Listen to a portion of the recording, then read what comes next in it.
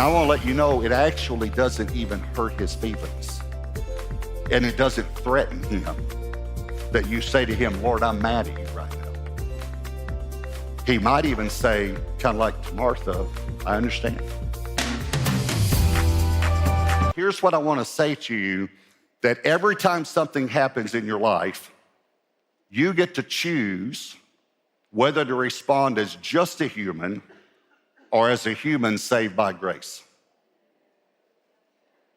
So you get to choose whether I'm going to respond with just my human emotion of fear or anger or resentment or, whatever, anxiety or worry, or you get to choose to respond as a human saved by grace with trust and faith and joy, even though you might still experience some other emotions, right? So I got 3 points, obviously. Here's number 1, quiet or busy. Quiet or busy. And let me just give you a little bit of a bottom line so you can be looking for this. When stress and worry and anxiety, something like that comes into your life, do you respond by getting quiet with God for a little while first, or do you respond by getting busy? If I just get busy, I can take my mind off of it. The problem is that's a little bit true, but when you finish doing what you did, the worry's still there. The only one who can take care of the worry is Jesus. So you got Luke chapter 10, verse 38. Now it happened as they went that he entered a certain village. That's Bethany, by the way. And a certain woman named Martha welcomed him into her house. We believe that Martha was a widow, and this was her house. And she had a sister called Mary, we believe a younger sister, who also sat at Jesus' feet and heard his word. This word heard means absorbed. It's more than just hearing, it's an understanding of the information, not just hearing the information. Absorbed his word. But Martha was distracted with much serving. Now, I want you to notice the word much, because why was it much serving? We have this idea that Jesus traveled around with 12 guys, so it was 13 guys. First of all, 13 men in your house would be much serving, okay? But what we don't realize is theologians believe there were 20 to 30 people that traveled with Jesus all the time, men and women. And we're in Luke 10. Let me just back up to Luke 8, verse 1. Says, now it came to pass afterward that he went through every city and village, preaching and bringing the glad tidings of the kingdom of God.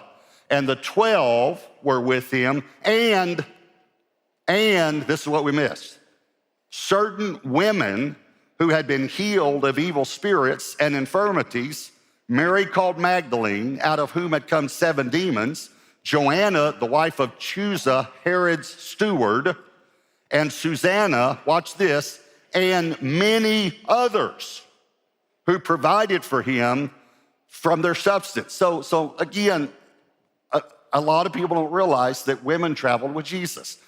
And I just want to just say it to you. Do you really believe that 13 men could have traveled without women?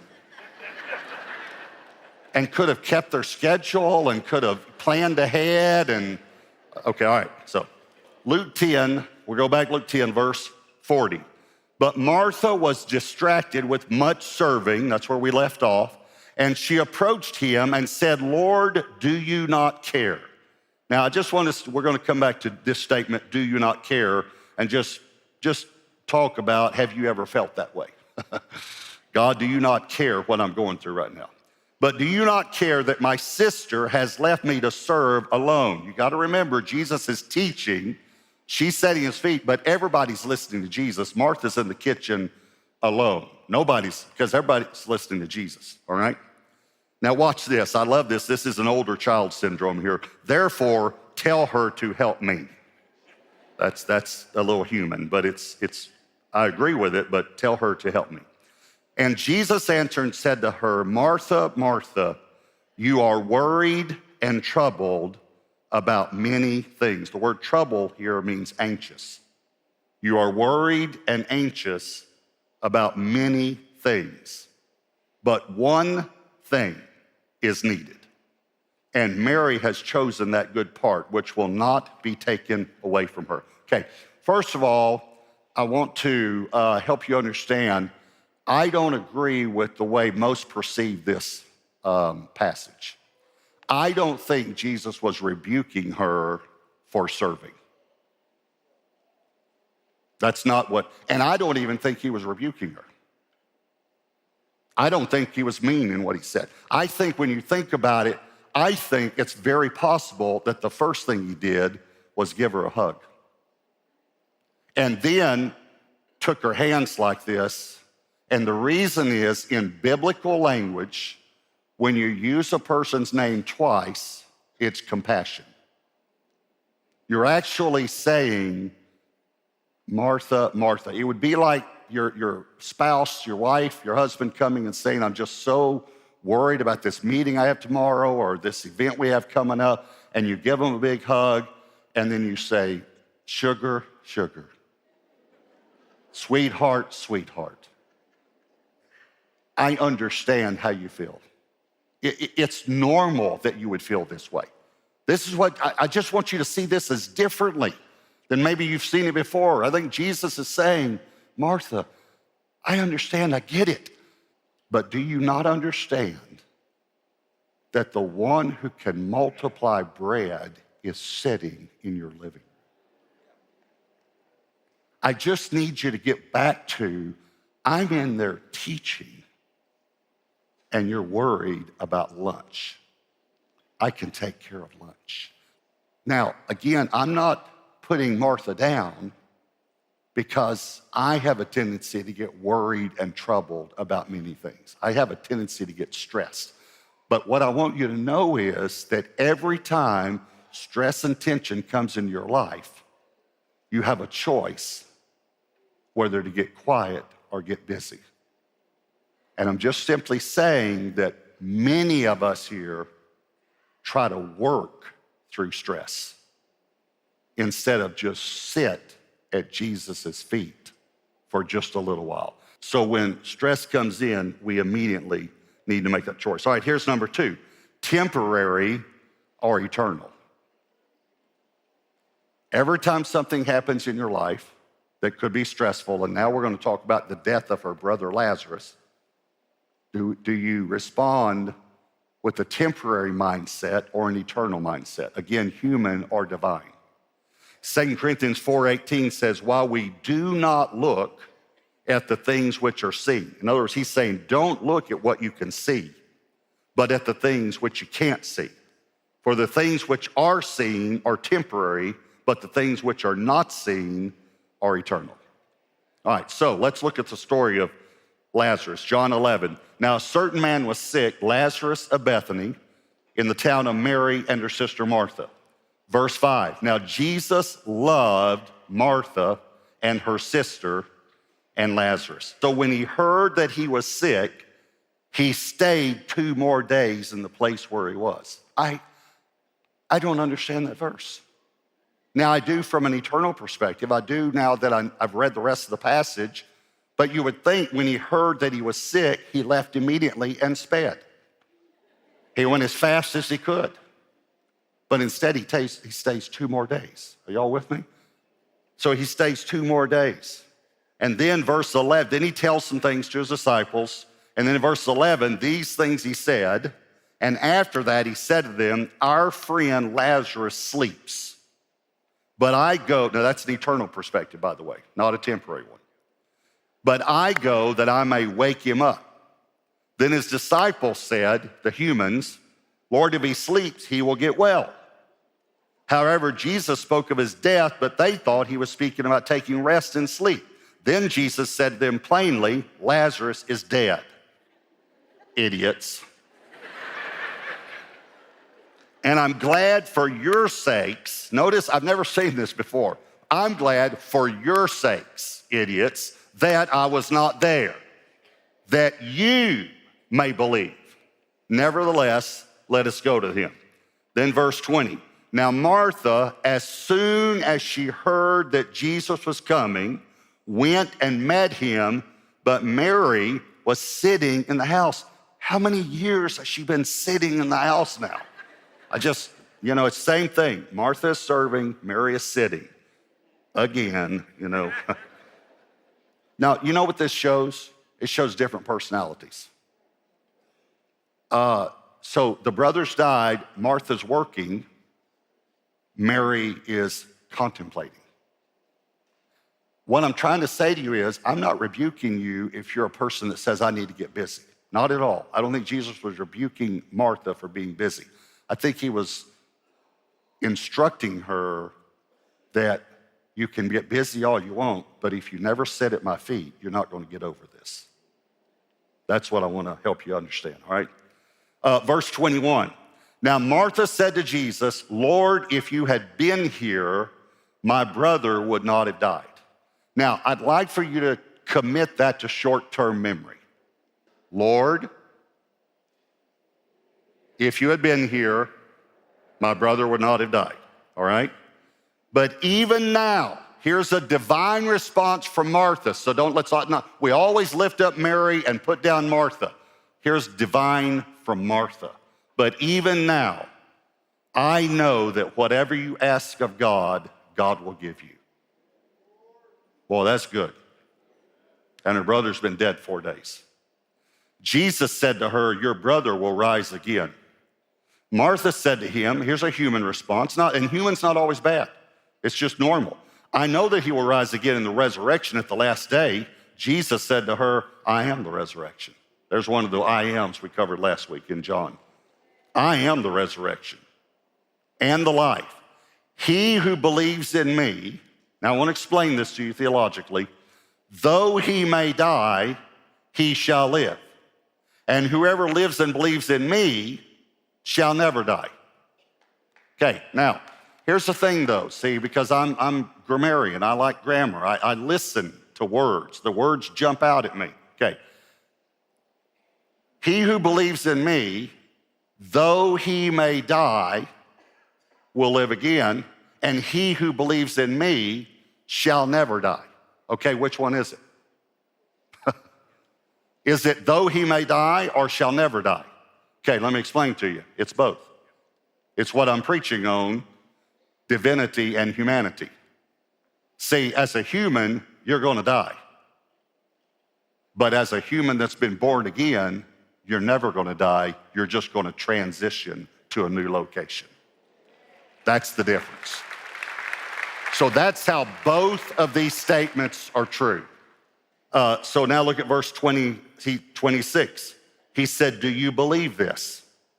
She said to him, yes, Lord, I believe that you are the Christ, the Son of God who has come into the world. Okay, that's real familiar to something we read a few weeks ago that Peter said, I believe you're the Christ, the Son of the living God. And Jesus said to him, that's divine. You didn't get that on your own. So I'm just showing you that Martha makes the divine responses in John 11. I believe you're the Christ, the Son of the living God. I believe.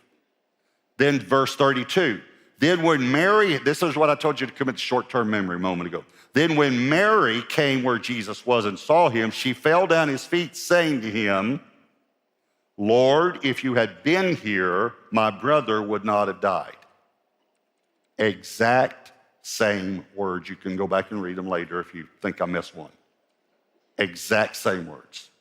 Now, again, I think we take this negatively. Possibly they were not even saying it accusatorily.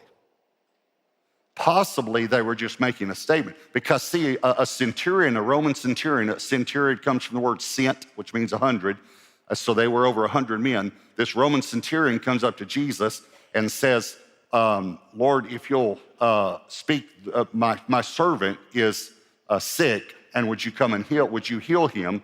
And Jesus said, yeah, I'll come with you. And he said, you don't even need to come, just speak the word and he'll be healed. And it says Jesus spoke, and from that moment, he was healed. From that very moment. Okay, so they could have been saying, Lord, if you had been here, my brother would not have died, but I know you couldn't get here, your schedule, or whatever, but I wish you had been here, or I wish you had heard about it because then maybe you could have just spoken the word and he would have been healed. Possibly, though, they were a little upset. Possibly they knew that they had sent messengers and that Jesus stayed 2 more days. Possibly there's a little bit of the Martha from earlier in Matthew 10 when we read where she said, "Do you not even care?"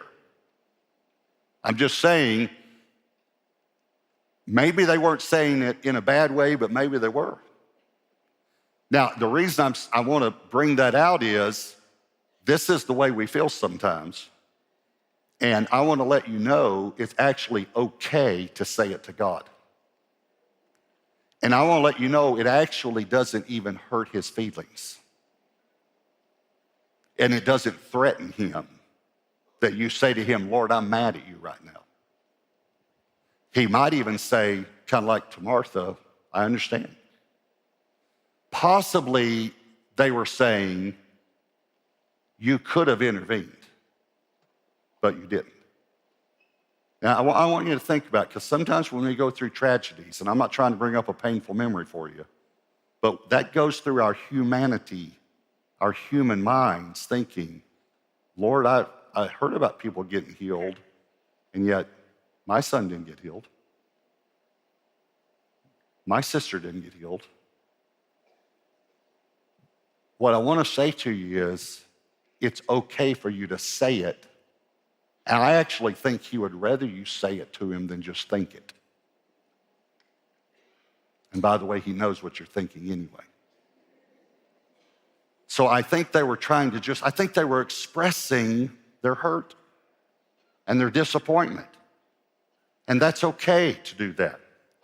See, we have this temporary or eternal. I want to use the board here for a minute, okay? So this is the first time I ever heard this was just reading a theological book years ago. This line is going to represent eternity, all right? The reason it has an arrow on both ends is because eternity is not from now on. Eternity is it's always existed is what the word eternal means, okay? All right, so that's eternity, okay? The line. I'm going to put a dot. Let me do it let's say like that, okay? That's your life. And let's just say you live to be 100 years old. And so if that was 100 years, and I made the dot really bigger, but somewhere in here is like 10,000 years, 20, 30, 40, 50, 60, somewhere you get to 100,000. Then somewhere in here, maybe over here you get to, it's not up to scale, to 1 million, and then 10 million, and you people over there to 100 million years from now, okay. So there we go. All right, here's my point. What's most of your focus on? The 100 years or eternity? What are most of your thoughts on? Here's a good one. What are most of your prayers about? This is the old saying, "Pastor, you've quit preaching and gone to meddling." This is what we think about, pray about, have emotions about most of the time, is this dot instead of eternity. Every time something happens in your life, you can make a temporary decision or an eternal decision. And this is what John 11's about. He's trying to help them to understand that. All right, so then let me hit just a little more about Jesus understanding death. And again, I think we misinterpreted this passage. John 11, verse 35 is the shortest verse in the Bible. Jesus wept. Would y'all like to memorize a verse in the Bible tonight? Today, huh? You want to do that? You ready? Jesus wept. You just memorized a verse in the Bible. It's got a subject and a verb, and that's it, all right? Then the Jews said, "See how he loved him." Okay, I don't think he was weeping over Lazarus' death. And all you gotta do is back up 2 verses to see what he was weeping about. Verse 33 says, "Therefore, when Jesus saw her weeping," that's Mary, "and the Jews who came with her weeping, he groaned in the spirit and was troubled." When he saw humans who had just lost someone they loved, weeping, not just crying, weeping, he groaned and was troubled. The word groaned here means to snort with anger. Like, just makes me mad when I think about it. And then the word troubled here means agitated. But he wasn't angry and agitated at Mary. He was angry and agitated at death. So on the cross, he destroyed it completely and took care of it so it would never have power over us again. He wasn't weeping over Lazarus dying. He was about to raise him from the dead. Jesus wept, and everyone say, see how much he loved Lazarus. It wasn't Lazarus he was weeping about. It was Mary and Martha. It was the family that had gone through that. So there's so many things I think here's the way 1 Corinthians 15 says it in the Message. Then the saying will come true, death swallowed up by triumphant life. Who got the last word, O death? O death, who is afraid of you now? Because of what Jesus did at the cross. Who's afraid of you now? And then again, I just love to see the humanity in this.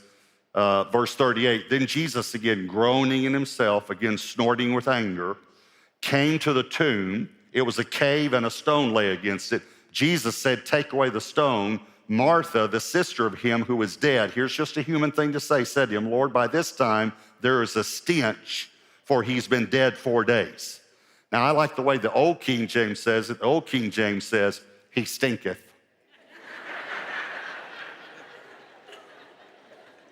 He stinketh. It's kind of like you say to a baby, oh, come here, let me, oh, what, Mom? Okay. She just gives a human response. He stinketh. All right, so that's 2. Here's number 3, and it doesn't take long to cover this. Human turned divine. I want to show you that you might do something that feels completely human to you, and yet it actually turns into something divine. Now that was John 11. Here's John 12, verse 1. Then 6 days before the Passover, Jesus came to Bethany, where Lazarus was, who had been dead, whom he had raised from the dead. There they made him a supper. Now watch, this is not a surprise, and Martha served. But Lazarus was one of those who sat at the table with him. Then Mary took a pound of very costly oil of spikenard, anointed the feet of Jesus. Matthew and Mark says she also anointed his head, and wiped his feet with her hair, and the house was filled with the fragrance of their oil. And then remember, Judas got mad about it. He said this could have been sold for a year's wages, given to the poor, and he didn't care about that because he stole out of the money box. Verse 7, but Jesus said, let her alone. She has kept this for the day of my burial. And Mark 14 says, she has done what she could. This is why I want you to know. Sometimes you might think what you're doing is just human, but it's just what you can do. She has done what she could. She has come beforehand to anoint my body for burial. Assuredly, I say to you, wherever this gospel is preached in the whole world, what this woman has done will also be told as a memorial or as an eternal thing. I mean, it's still being told today. Here we are over 2,000 years later, and I'm telling you about it today. This has become eternal, what she's done. By the way, this is the only anointing for burial Jesus' body had, because they had to get him in the tomb quickly because it was the Sabbath, the sun was going down, and so it says they showed up on the morning after the Sabbath, and they brought 100 pounds of spices to embalm his body, but of course we know he wasn't there. That's what Easter's all about, the resurrection, okay? So here's something she thought, I'll just do what I can. And to her it was just an impression, and yet God turned it into something that was divine. We're humans, but you can do something that God, who is the divine, could use to touch someone else. Hey everyone, I'm Pastor Robert, and thank you so much for watching my YouTube channel. Be sure to share what God is teaching you in the comments below so that it might encourage others. And click the subscribe button and then tap the bell icon so that you'll be notified every time a new video is posted. And don't forget, you can watch full episodes anytime right here on my YouTube channel. Thanks again for watching.